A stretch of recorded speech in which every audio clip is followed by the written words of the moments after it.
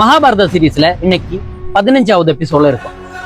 காட்டு ராஜாவுடைய பையனான ஏகலவ்யன் நிஷத குலத்தை சேர்ந்த பையன் துரோணாச்சாரியரை பத்தி தெரிய வந்ததும் அவர்கிட்ட எப்படியாச்சும் வில்வித்தை கத்துக்கணும்னு சொல்லி அவர்கிட்ட கேட்கறதுக்கு வராரு.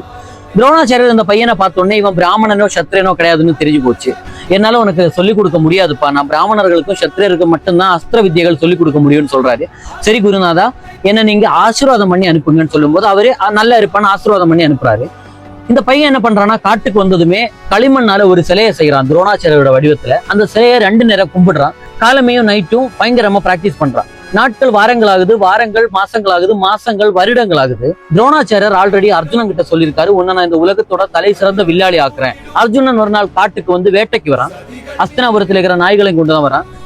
நாய்களுடைய சத்தம் ரொம்ப அதிகமா இருக்கிறதால ஏகலவ்யனால சரியா தியானம் பண்ண முடியல. ஏகலவ்யன் என்ன பண்றான்னா, தன்னுடைய வில் எடுத்து நாயுடைய சத்தம் வர திசையை பார்த்து அம்பெய்றான்.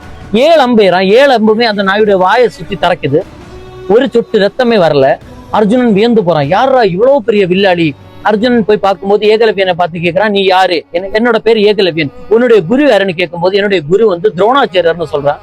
இவன் ஷாக் ஆகுறான். இவன் துரோணாச்சாரியர் கிட்ட போய் விஷயத்த சொல்றான். துரோணாச்சாரியர் வந்து எனக்கே தெரியாம இப்படி ஒரு சிஷ்யன், அது யாருன்னு பாக்கணும்னு சொல்லி வரும்போது துரோணாச்சாரியோட சிலைக்கு மாலை போட்டிருக்கிற ஏகலவ்யனை பாக்குறாரு.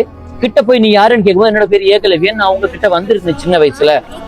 அப்ப அவருக்கு புரிய வருது, சரி நீ என்ன குருவா தானே பாக்குற? ஆமா. எனக்கான நீ இன்னும் குருதட்சணை கொடுக்கலையே, எனக்கு என்ன குருதட்சணை கொடுக்க போற?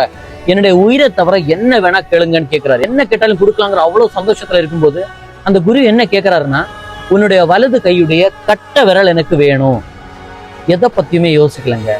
ஏகலவ்யன் சிரிச்சுக்கிட்டே தன்னுடைய அம்பை எடுத்து அந்த கட்ட விரலை வெட்டி துரோணாச்சாரியர்கிட்ட குருதட்சணையா கொடுக்குறான். இன்னைக்கு கர்ணனுக்கு நடந்த அநீதிகளை பத்தி எல்லாருமே பேசுவாங்க. கர்ணன் எல்லாருக்கும் அவ்வளவு பிடிக்கும். ஆனா ஏகலவ்யனை யோசிச்சு பாருங்களேன். ஒரு குருநாதர் கிட்ட சின்ன வயசுல போகும்போது அவர் கத்துக் கொடுக்க மாட்டேன்னு சொல்றாரு. அவருடைய ஒரு சிலையை மட்டுமே வச்சு இவ்வளவு பெரிய வீரனா மாறி இருக்கான். ஆனா அந்த குருவே காலப்போக்கில் வந்து அந்த குருவுடைய இன்னொரு சிஷ்யனை விட இவன் பெரியவன் ஆயிடுவனுங்கிற பயத்துல தன்னுடைய கட்ட விரலை கேட்கிறாரு.